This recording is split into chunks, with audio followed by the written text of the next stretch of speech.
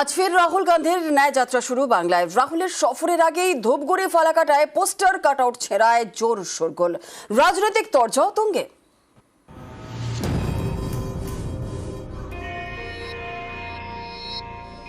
বৃহস্পতিবার অসম থেকে বাংলার কোচবিহারে ঢোকে রাহুল গান্ধীর ভারত জোড়ো ন্যায় যাত্রা। কোচবিহার থেকে সেদিনই দিল্লি ফিরে যান রাহুল। আবার তিনি বাংলায় ফিরছেন রবিবারই ফের উত্তরবঙ্গে শুরু হবে রাহুলের ন্যায় যাত্রা। এর আগে শনিবার ধূপগুড়ি ও ফালাকাটায় শোরগোল, দুই জায়গাতেই ছেঁড়া হয় রাহুলের ছবি দেওয়া পোস্টার কাট আউট।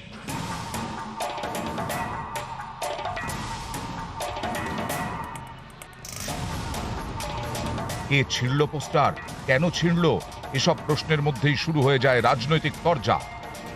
বক্সিরহাট থেকে শুরু হয়েছে নানা রকমের প্রতিবন্ধকতা তৈরি করার, পোস্টার ছিঁড়ছে, তার কাট আউট ছিঁড়ছে, কর্মীদেরকে মারধর করছে যাতে রাহুল গান্ধীর এই ন্যায় যাত্রায় মানুষ অংশগ্রহণ করতে ভয় পায়। এর থেকে নিন্দার আর কিছু তো হতে পারে না।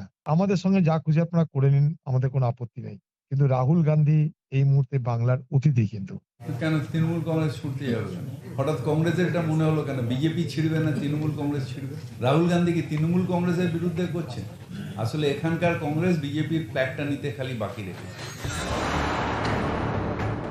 এরই মধ্যে বাংলায় রাহুলের ন্যায় যাত্রার নিরাপত্তা সুনিশ্চিত করার অনুরোধ জানিয়ে মমতা বন্দ্যোপাধ্যায়কে চিঠি লিখেছেন মল্লিকার্জুন খাড়গে।